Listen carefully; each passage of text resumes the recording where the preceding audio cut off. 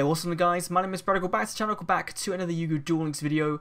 Today, we're going to be talking about Jack Atlas coming to Duel Links, and we know he's coming on the 25th of November, that's right as the KC Cup ends, but apart from that, we know nothing. We have some voice lines for him in the game of like every card he's going to ever say in Duel Links, potentially, but today we're going to be predicting some of his drops. So what I've done is I've taken the standard roaming duelist formula of 1 UR, 4 SRs, 3 rares and 4 normals or something like that. So it's like 10 cards total, however the math works out.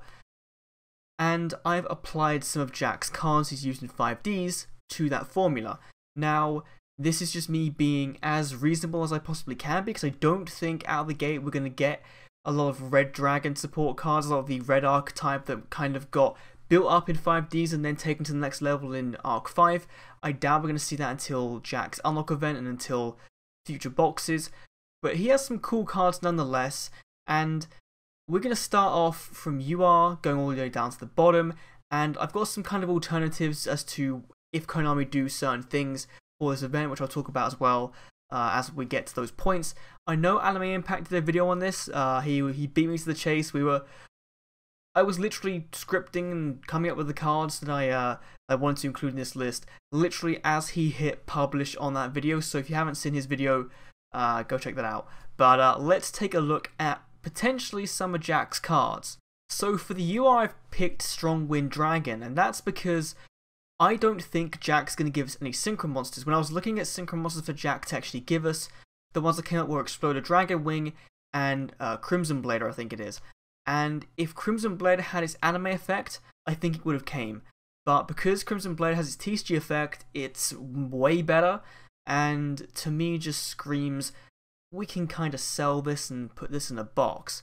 Whereas Exploder Dragon Wing, which obviously you're going to see both these on screen as well right now, he is kind of like a YuGiOh on legs that can actually do damage and keep itself up in a fight. Obviously, it can still be destroyed by card effects, things like that. And YuGiOh can't be destroyed by battle, but he has a very similar effect to YuGiOh, and I don't think they want two kind of competing decks in the same thing. He does require dragons to summon him, but apart from that, it still seems pretty generic and something I don't think they'll give us. But if they do give us Exploder Dragon Wing as a synchro, I'll be incredibly happy. But I think Strong Wind Dragon is probably more likely. So Strong Wind Dragon is a dragon, obviously, level 6, 2400 attack, 1000 defense, so it's kind of like a beefed up version of Luster Dragon number 2. Cannot be destroyed by battle with a monster that has the same attack as this card. So 2400 base stat. Not a lot of cards in Duel Links actually have this same base stat. Like Red Eyes has 24, but apart from that, there's not too many that have 2400 attack. So immediately you're going to kind of be, this first effect isn't going to see too much play. If this card is tribute summoned by attributing a dragon-type monster, it gains attack equal to half the original attack of the attributed monster. If this card attacks the defensive monster, inflict piercing battle damage. So it is literally Luster Dragon number 2 on legs. Like, I mean, they both have legs, but like just beefed up to the next level. And let's say you tribute a Luster Dragon number 1, that's 1900 attack. So half that is 950. Yeah, I can math. So, this dragon is going to 3350, so it will get pretty strong depending on what you have on the field, but it's very easily outable, and I think as far as UR boss monsters go for like a Roaming Duelist event, this probably would be one of the better ones they could give us, but I think it's still pretty fair, and I would not be surprised if Strong Wind Dragon did make an appearance on Monday. Now, moving on to the super rares, because this is where I think we can have a lot of fun with this. So, first of all, I've put in this spot Mad Archfiend, and obviously Jack's deck is a Red Dragon Archfiend deck, but he does have a ton of Archfiend monsters on its own. So Mad Archfiend is a level 4, 1800 attack, 0 defense fiend monster that when it attacks a defensive monster, it inflicts piercing battle damage. If its face-up attack monster is targeted for an attack, change it to defense mode. So immediately, it's very reminiscent to me of Goblin Elite Attack Force we just got in the Bastion event, which is why I think it's a very similar caliber card, and why I think that it might be a very likely card for Jack to give us via his roaming event. It just seems like that tier of card and won't do too much to the game, if anything. Obviously, 1800 point Piercer is pretty nice for a level 4, and is better than, you know, by default by things like Drill Dark, but doesn't have the same consistency with obviously the Archfiend deck that Drill Dark does with Destiny Heroes. So I'd like a Mad Archfiend coming. Next we have Flare Resonator. So another part of Jack's deck is the Resonator cards. There's things like Dark Resonator, Red Resonator. Those are two of the much better Resonator cards, and cards I think Konami want to save. I think Dark Resonator is actually tied to a skill, so you won't see that. And I think Red Resonator is one of those other ones that Konami will want to keep as a box card, because it is one of the better ones Jack has. But this one is one of the more generic and also one of the weaker ones. So it's a level 3 Fiend Tuner, 300 attack, 1300 defense. A Synchro monster that uses card as a Synchro material gains 300 attack points. So if you use it to summon like Stardust Dragon, it becomes 28. If you use it to summon Power Tool, it becomes 26. I think Power Tool is 23. So you get the gist. It's pretty simple how it works. It's not got the best effect in the world, but it's another level 3 tuner, which we do need more tuners and a wider variety of tuners to actually play. So getting a fire tuner, which I don't know if we have any in the game just yet that are generic at least, would be quite nice to see in Duel Links. Next we have Power Giant. So Jack actually used this, and I completely forgot about this until I was reading the thing. This is like a Tricky, and again, the reason I think this has come is because the Tricky was a UR in a box literally a year ago. It was in the Red Eye Slash Dragon box originally as a UR, and that was a discard any card and summon this guy with 2000 attack out to the field. Power Giant is a bit different. You can special summon this card from your hand by sending one level 4 or lower monster from your hand to the graveyard, so it must be a monster. So immediately that's restricting the options you kind of have to send.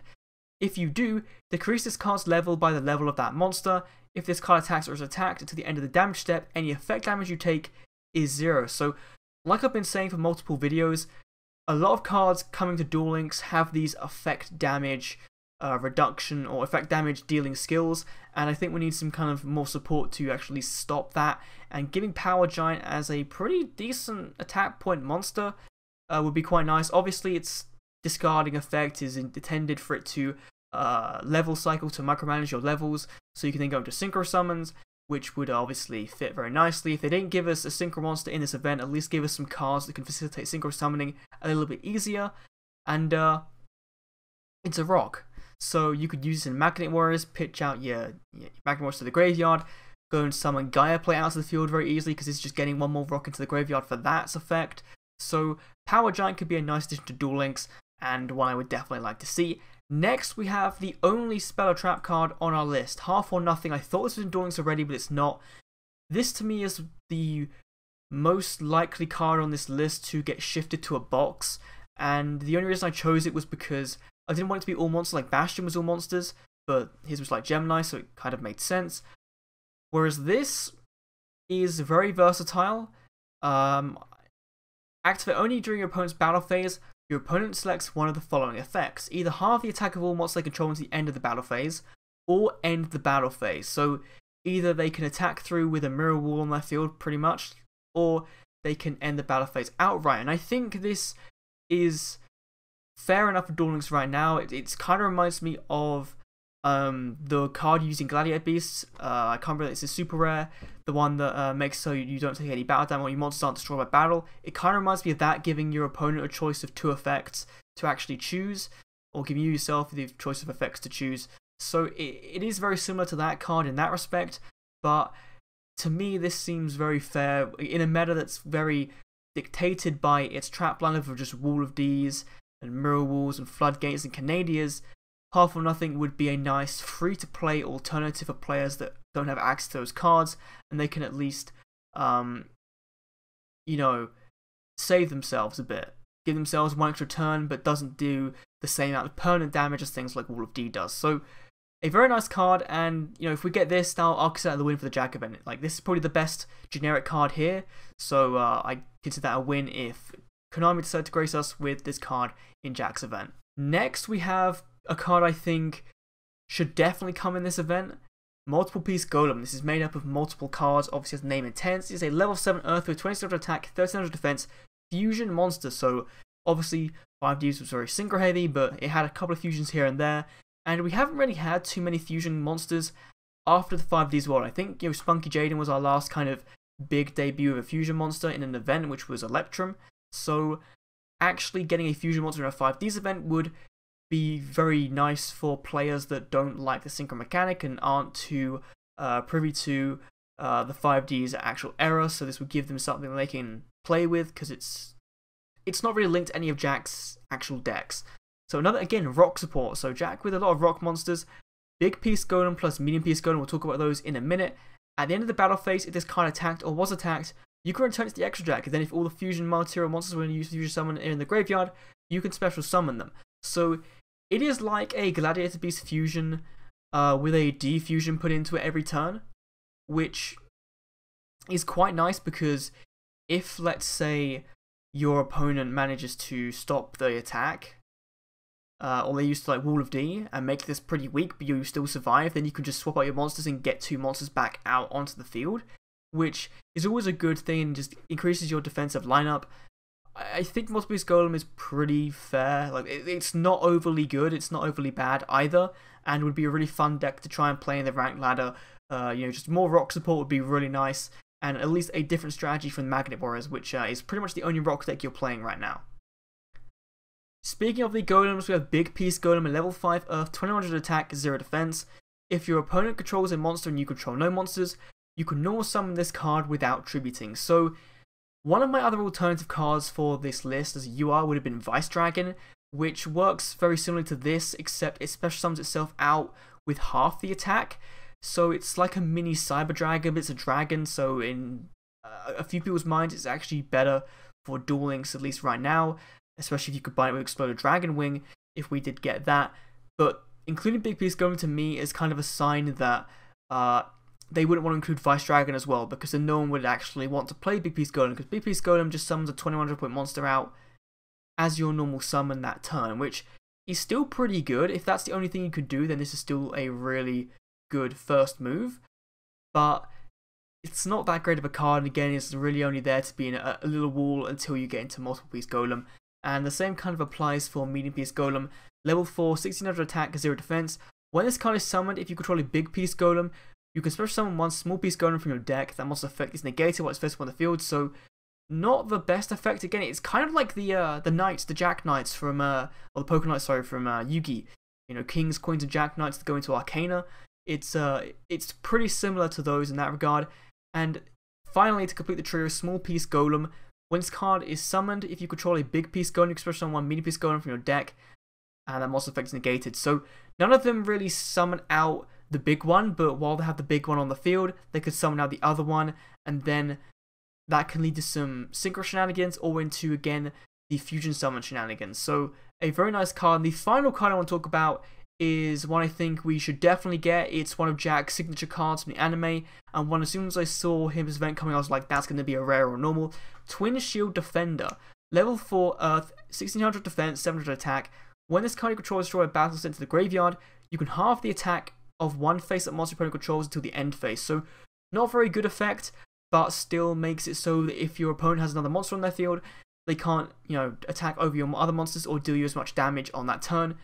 Twin Shield Defender, I think, is a solid, like, if there's any card on this list that I think is, like, confirmed or has a 99.9% chance of coming to the game via this event, it's Twin Shield Defender. So if I'm at least wrong on everything else, if I'm right on Twin Shield Defender, it means I've got pretty bad odds, I should do the lottery. But anyway, there is one other route Konami could go. They could go completely crazy and go down the route of giving us Manga Jack cards. And Manga Jack actually had things like Dark Highlander, which is pretty hard counter to Dragoonities, which just came into the game, but I think they want to wait on Dark Highlander for, like, maybe a Super Jack event or for a box. So let me know your thoughts, comment down below what you think of these cards. What cards do you think Jack will bring to Duel Links when he does come on Monday? Thanks for watching, and I will see you all in the next YuGiOh Duel Links video. See you then.